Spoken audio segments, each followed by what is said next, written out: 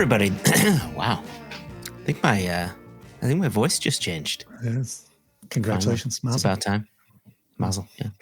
Hello, everybody. This is Joshua Hatton with One Nation Under Whiskey Podcast, extra edition. And I'm joined today, and as always, by my good friend and my business partner of many, many years, the dear Mr. Jason Neal, Patrick Harris, Johnston Yellen. And I noticed today, Jason, that we're twinning.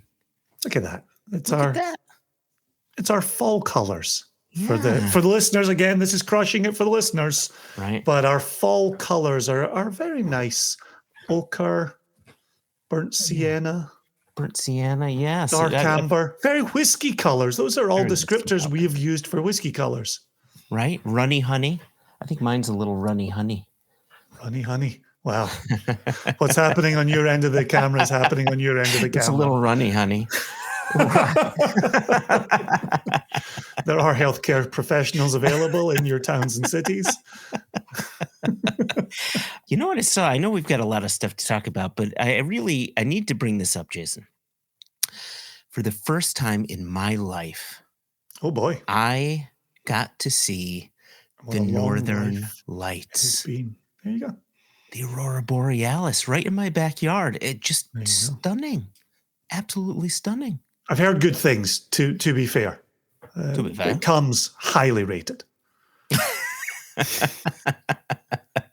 Growing up in Scotland, is that something that you will have seen just growing up because you were further north? Yeah, I never did.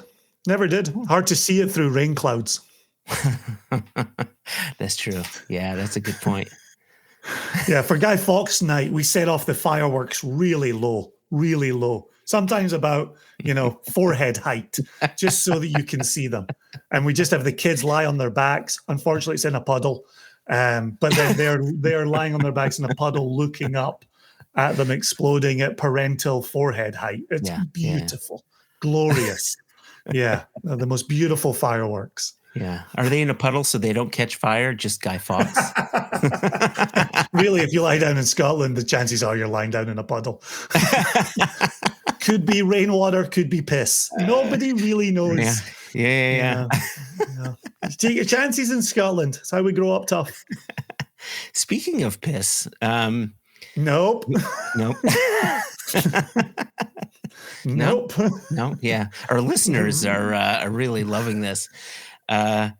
You'd sent me a sample, which I've poured into this glass, and you told me it was a sample of something delicious.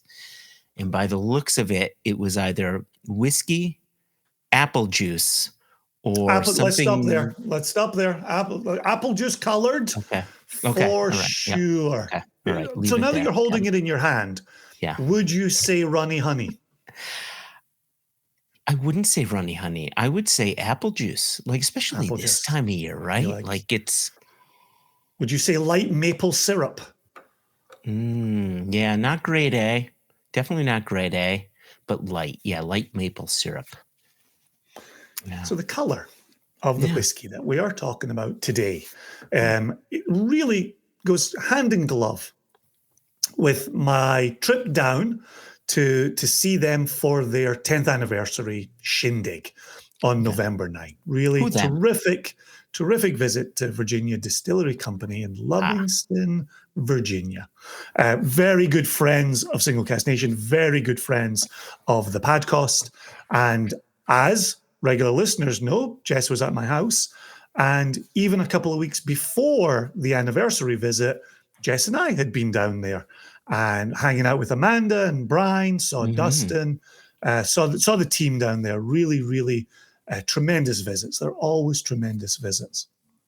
But it was Jess's first trip, and gave Amanda Beckwith, master blender down at VDC, gave her a chance to talk about the Brewers Coalition that I think VDC are doing a really good job getting known for.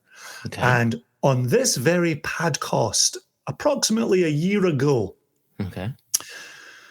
Whiskey Advocate, in their annual top 20 list, had the VDC Hardywood Gingerbread Stout Cask Finish as their 17th placed whiskey of the year. I remember that. Right? Yeah. And that was batch 1. That was the very first effort put out by Amanda. You and I had been talking, but potentially in that recording, but certainly between ourselves, Joshua, about being at the distillery together when you were in town in 2024. Gosh. And we had tasted a prototype together of that gingerbread stout cask. Felt very lucky. We had said, that's cracking. Absolutely cracking. What a wonderful product to be putting out into the market. Never imagining that it would resonate so highly at Whiskey Advocate magazine. And so for that to make it into the top 20 for the year, an immediate hit on their hands, immediate success, and immediately Amanda knew she was working on batch 2 for 2025. So in your glass this day, and about to be in mine, I haven't poured just yet, but we together are going to be sampling the 2025 offering of the Virginia Distillery Company Brewers Coalition Hardywood Gingerbread Stout Cask Finish American Single Malt Whiskey. Oof, that's a mouthful. I refused to commit to an incomplete Joshua Hatton list. I have the label in front of me, and I was 100% going for it. So for the viewers and listeners, I am holding the bottle in front of the camera here. I like this little neck piece that they have here, which is showing the top 20 result, and it says 2024 on it, where they made it into the Whiskey Advocate list. So kudos to them on that. Then talks about, this is all the verbiage right down the front of this label that I read to you. This is 50% alcohol. And from the side label, give you some bearings here. I'll stop before their tasting notes, and then we can have a read of their tasting notes after we've had a little chat. Okay. So it says, the second edition offering highlights a remarkably decadent American single malt, enhanced by the nostalgic holiday characteristics of Hardywood Gingerbread Stout. Just 30 barrels were sourced for this release, which was aged first in premium ex-bourbon barrels for over 5 years, and then finished in barrels that previously held the seasonal stout release. Then it goes into their tasting notes. And then on the side, it clearly says 2025 edition. And in the interest of full disclosure, because we're very good boys around here, we're very ethical boys and girls around here. Jess has 2 legal degrees. She keeps us honest. Yes, she does. She does indeed.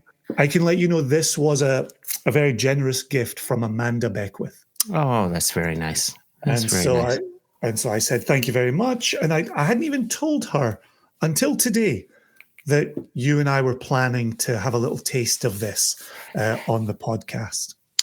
You hadn't even told me that this was going to happen. This came in with it came in this little box. We had some cask samples that we were tasting for some potential future releases.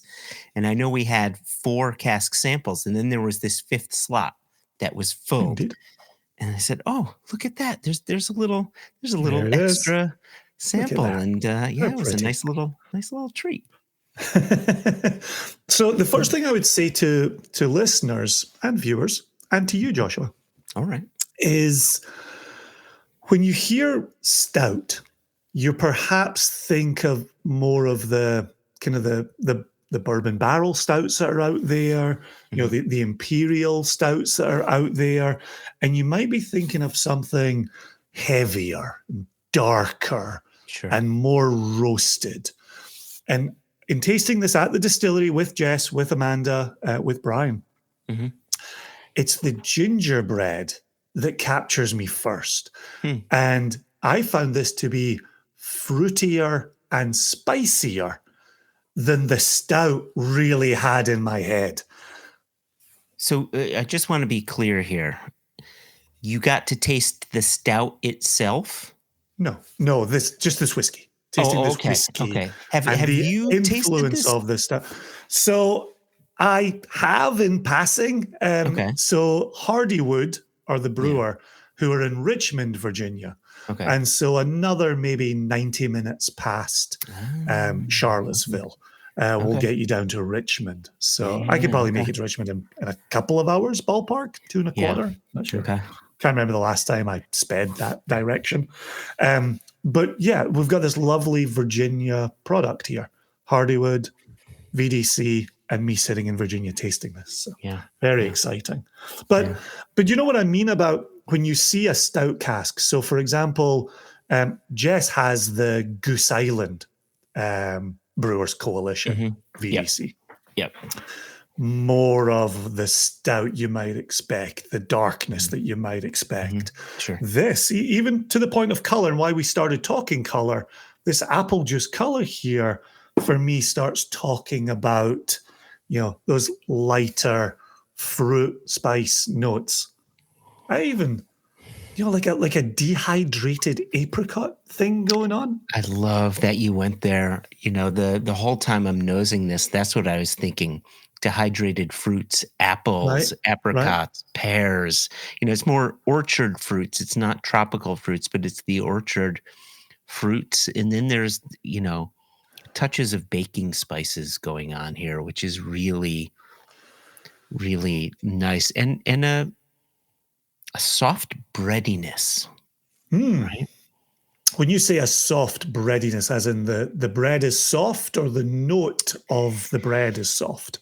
Yeah, like the note of the bread is soft. Like it's not, sometimes you nose a whiskey and you get this big malt character coming out. Like you getting it, there's a bit of that coming forth, and it's just a soft, gentle note coming through because there's a lot of fruit and a lot of baking spice coming at you. And the malt is more just like a bit of a backbone to that larger story, if you will. Yeah, the comment that I'm forever making to anybody who'll listen, and even those who won't, is while VDC is doing its own thing, and it's got Scottish produced stills, and it's 100% malted barley, and they've got their beautiful 1920s mill. They so often make me think of Glenmurray, and I think of overlap there with those two distilleries. And when you've had the VDC in fresh bourbon, I think it absolutely hits home. But one of the things that VDC does very well in is cider casks. And I always think of the Glenmurray that found success in the cider casks. Yeah, for sure. And so when the last time Amanda was actually at my house, I poured the Glenmurray maple cask for her. And that offering absolutely sings. And it was the unpeated version of the maple cask from Glenmurray. Okay. Absolutely sings. But I think that the versatility of spirit that we witness with Glenmurray, I definitely witness with VDC. Yeah. And I think it fits this Hardywood gingerbread stout finish well. When we were down for the 10th anniversary, we tasted it in the cask house. We didn't have to climb over any cask. Don't worry, I didn't get my good clothes dirty. Don't worry. Brian got his good clothes dirty. But he went and got the Fino, right? There's a Fino cask. Oh, yeah. VDC in the warehouse, right? With that, the coastal notes are in there. But again, that shape-shifting nature of VDC fits the Fino cask so well. So I always like to point out for people, getting into American single malt whiskey, but who already love Scotch. If you love something like a Glenmurray, VDC is absolutely in your wheelhouse. And I know that the Whiskey Advocate Top 20 list really runs the gamut on whiskies, right? They're very good about being equal opportunity there. But you could see the way, and I think you and I maybe said this in 2024, you could see the way in which the gingerbread stout cask VDC would work for a Scotch drinker. Oh God, yeah, right. I mean, it in a similar way that rye whiskey works for a Scotch drinker, right? You've got that complexity of flavors, the spicy characteristics coming through. It just seems to fit. It seems to nestle so nicely with the Scotch whiskey palate. Yeah. Um, I I really quickly before you go in on your tasting notes, I've got some tasting notes I want to throw out there. But your Yeah. comparison to Glenmurray, I think, is so spot on because both of them have this spirit that is so malleable, but it never loses its character despite Mm. what cask it's in. It's got a strength of character, but works so well in so many different casks. Oh, yeah. And right? And yeah, and does for Glenmurray peated and unpeated and Yeah, and very it's I well. think Glenmurray and both rye of them. cask. Yeah.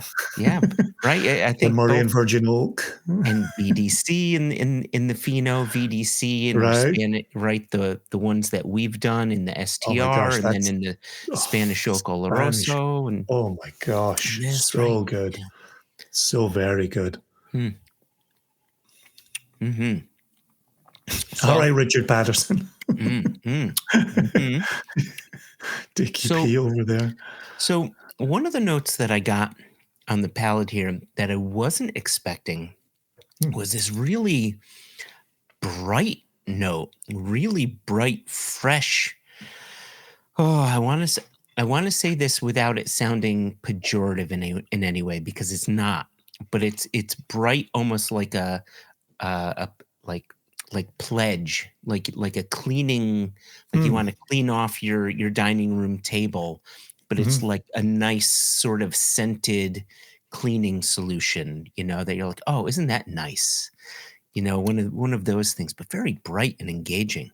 Would you go with that being more of a? I'm trying to think of the various flavors, but I think of pine comes to mind for cleaning. I'm thinking, fresh laundered linen in an airing cupboard kind of freshness. It's right there. Yeah, it's more that fresh linen going on, but it's really present where linen tends to be a more subdued kind of a scent. This is really like coming at me in a lovely way. Well, and that's why I really wanted to lead the listeners, viewers, and you on this not being a dark, heavy Yeah, stout cask yeah. finish, and to allow this room for the fruit to come through, the vibrancy to come through, Mhm. and like to me, this is crunchy, fallen fall leaves, Mm. right? I'm thinking orange leaves, red leaves, right? And just the way you can, gosh, we're back to being kids again, right? Throwing those above your head and the way they would fall back down around you and hit your shoulders and things like that. That's what Yeah, I get in here yeah, yeah, yeah. is that kind of memory. Hmm. Well, there's no Mm. doubt about that. Yeah. Go ahead. All The right. other thing I wanted to return to, as we're kind of talking Scotch and we're talking Glenmurray, I'm so happy that they put this out at 50% alcohol. Mm. This, my guess is this would still be working at 46% alcohol. We probably wouldn't Mhm. have an issue with it. But at that 50, I'm looking at the legs in the glass. I Mhm. can feel this on my tongue. I can feel the presence of this on my tongue. And it's chewy, just like we like a whiskey to be. But also for this time of year, when you're maybe a little colder outside and then Yeah, returning indoors and pouring a dram. yeah. Like that's where I think this really um, has an additional quality with the 50% on this. That's a really good point. This time of year when things are getting a little colder, most people turn to peat. I Mm. don't Hmm. turn to Hmm. peat. Peat I for never turn me is. away from Pete. I know you never turn away from peat. I understand this, but a lot of people sort of go to peat. Yeah, of That's course. their warming. For me, I really prefer peaty whiskeys, especially peated whiskeys and bourbon casks in warmer temperatures. To me, that feels summery for whatever reason. But in the colder temperatures, I like a sherry cask, or I like something that brings a warmth to you. And this has that. This is a lovely alternative to that really something that's really weighty. This is that nice sort of in between a bourbon cask and a sherry cask. This is like Goldilocks to me, It's really. Yeah, I get the building gingerbread quality as this starts to layer on my palate. I'm also thinking about growing up with, for dessert, as we called pudding. Pudding. There was no pudding. It was just, we called dessert pudding.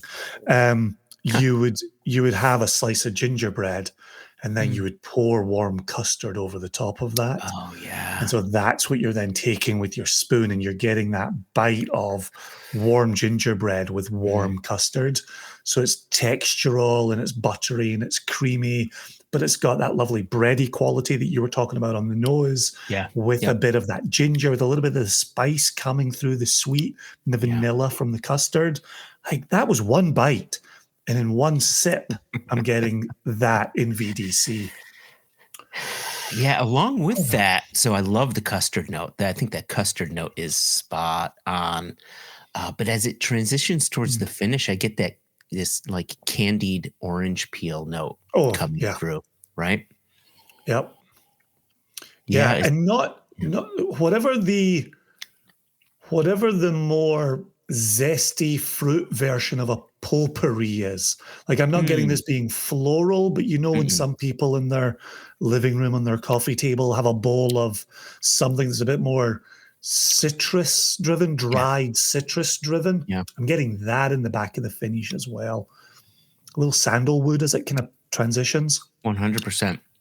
There have been other stout casks that we've had, like I remember a Westland stout cask that we had, a few other ones. And all of them seem to have a more drying characteristic to it. This one doesn't have that. It's really juicy, right? It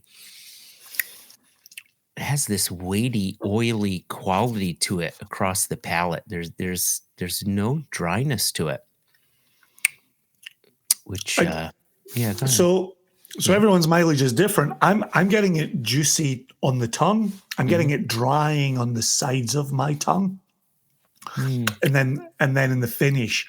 And then that's what's leading me to reintroduce it and reintroduce the juiciness of it to then allow it to have that natural drying. Very much the journey of a good red wine, right? Enters juicy, gets drying, lets you have some of the spice, lets you know where the tannins are, and then you take another sip or another drink or another draft. Yeah. And then you let that wash over. I could see that. I just don't find it dramatic in any way. Like, I think there's enough juiciness for me to focus on.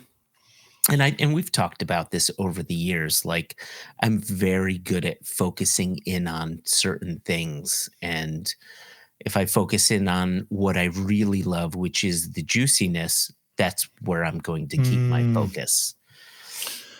Yeah, I'm always paying attention to the fuller picture, right? This is happening here, but what's happening over there? Like, that's part of my issues. Anyway, let's see how many we agree with. Oh yeah. So from VDC themselves, and I knew once. I don't know if these are written by Amanda or not. I feel like Amanda plays a part in this. I wonder if someone else adds to them. But once Amanda hears this, I'm sure she will text.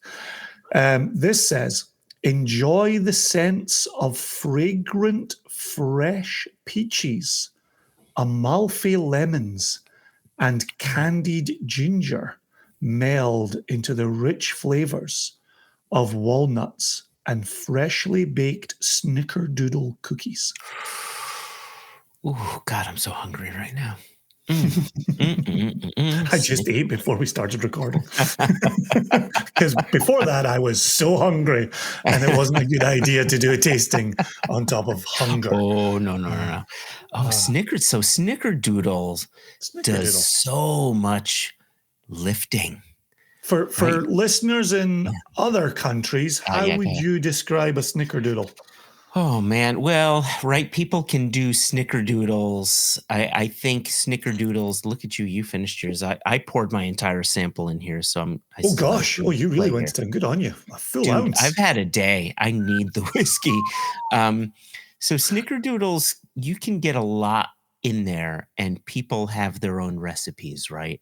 So you are going to have chocolate chips in there. Of course, you're going to have a bit of caramel-like things. I've seen people put coconut shreds into Snickerdoodles. Right? This sounds like pineapple and carrot cake. This sounds very controversial. Who the fuck puts pineapple in carrot cake? Oh, very crazy people. Well-known practice. I will not say well-respected. Well-known practice. Let's just say this: a Snickerdoodle has a bunch of things in it, right? Is there peanut butter anywhere near a Snickerdoodle? Oh, I don't think I've ever had peanut butter in a Snickerdoodle. I was just wondering for people overseas, if you hear Snickers, that's the peanut, Snickerdoodle containing candy bar. So here, what's the classic? I'm going to do this in real time. You ready? I feel like you're checking with ChatGPT here. ChatGPT, make me a batch of Snickerdoodle cookies. So main ingredients: sugar, eggs, vanilla extract, essence of cream. Oh wow, this is not how I make my Snickerdoodles. Turns out Josh is not how I do my Snickerdoodle. Do I not make a Snickerdoodle the way people make Snickerdoodles? Who is doing Snickerdoodles? Do you want to keep telling people the answer instead of reading your screen? We have had an in-house Snickerdoodle that is not what people call Snickerdoodles. What are the chances of that happening? Like, this basically just looks like a sugar cookie. It looks like a sugar cookie with like cinnamon atop it. Okay, that's what I thought a Snickerdoodle was. So I maybe asked the wrong person to explain a Snickerdoodle. And then we put coconut, and then we back up the car. No, a Snickerdoodle. We empty the fuel tank into it. The way that we've treated Snickerdoodles, we're like a cookie version of what a Snicker might be. But then I've seen other people call them Snickerdoodles, and then they would add like shredded coconut in them, and they've called them Snickerdoodles. What is going on in the world? Gosh, are we in an alternate? Old when he found out what's in a Snickerdoodle. Did we just enter an alternate universe? A few moments later.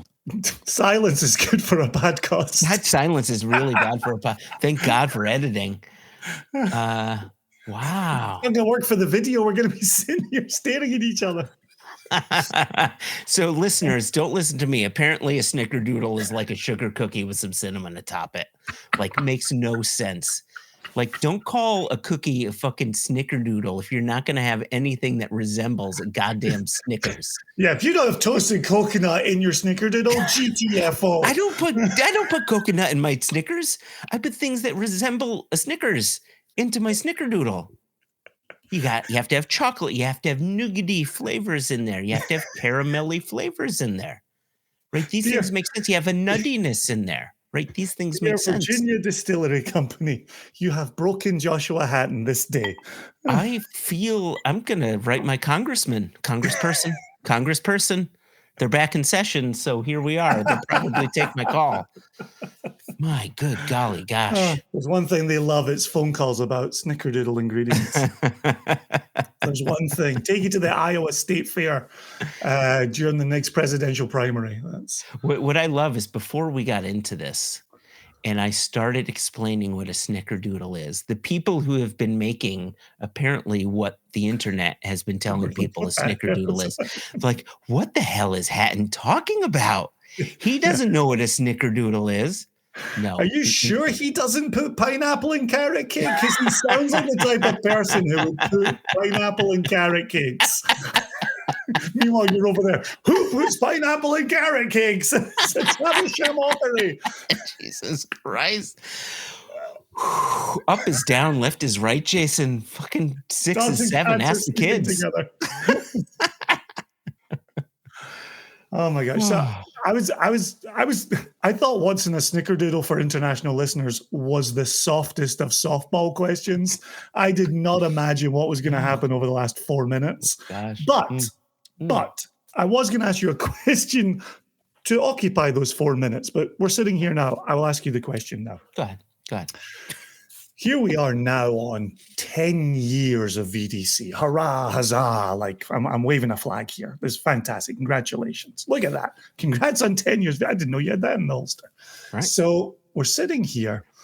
You and I have had a relationship with the entity around VDC from before there were stills, from before there was distillate. Yeah, indeed. Back in the beginning, there was a brand called Eads, and Eads was bringing in casks from Scotland that they were then finishing in Virginia wine casks. And on the label, they would say the two distilleries that they were combining. They would say the red wine cask that they used and then combined.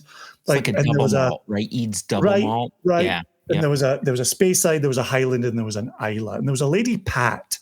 And Pat was the first person we heard from. Oh, and very quickly, the brand name Eads comes from the distillery being built on Eads Lane in Livingston. So got it. Yeah, that's the Eads. E-A-D-E-S. I remember that road going up to the road. Yeah. Right. So Pat reached out, and so we were tasting Eads for our blogs back in the day.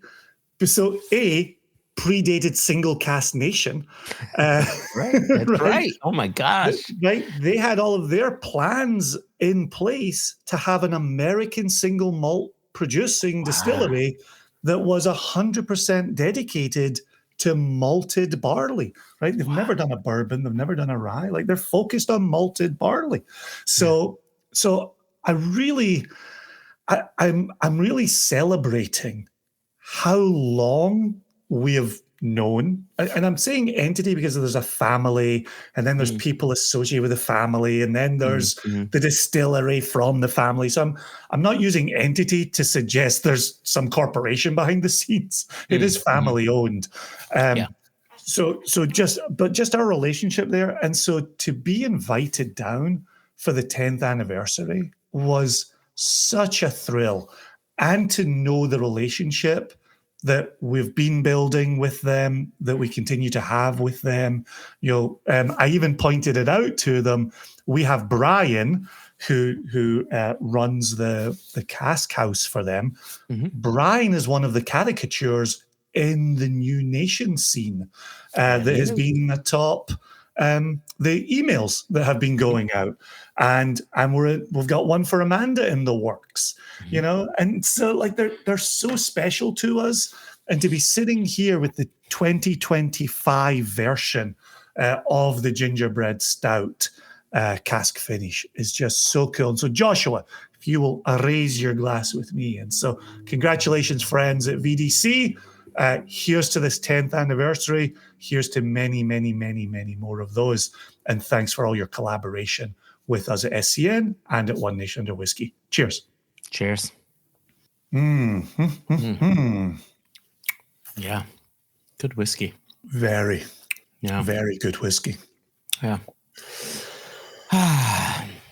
Yeah. Here's to the next 10 years. And beyond. 10 years after that.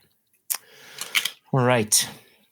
So, listeners, viewers, subscribe to our podcast on Apple, on Spotify, on Alexa, apparently. Watch this. Alexa, play Iron Maiden. I guarantee someone's house, Alexa just played Iron Maiden. I'm surprised you didn't go with Alexa, subscribe to One Nation Under Whiskey. Oh, shit, I should have done that. Alexa, subscribe to One Nation Under Whiskey. That's so much better. I wondered what Iron Maiden had to do with anything you were saying. I don't know why. I said like Iron Maiden. I've been listening to Iron Maiden today. So here we are. Snickerdoodles and Iron Maiden. Seriously. Iron Maiden's that band that used to have Ozzy Osbourne in it, right? Ozzy Osbourne, Ginger Baker, like that. That was Iron Maiden, right? Christ, you're gonna kill me. Oh my God, my good friend, my business partner, my musically inept friend, Jason Neil Patrick Harris Johnson. You didn't pick up on it. I was making fun of how you make a recipe, right? You didn't even pick up on that part. I don't pick up on anything. Jason, I just drank like a full 2 ounces, whatever you sent me. On an empty stomach, apparently. On an empty stomach. All right. Yes. So subscribe via the audios, but you can also subscribe via the videos on YouTube. So please subscribe. Please tell your friends. Please ring the bell. Is there anything else? Oh, yes. Send in your questions to info@singlecastnation.com. What else, Jason? Is there anything else that I'm missing? That's it. That's it. We're out of here. All right. We're out of here. Cheers, everybody. Cheers.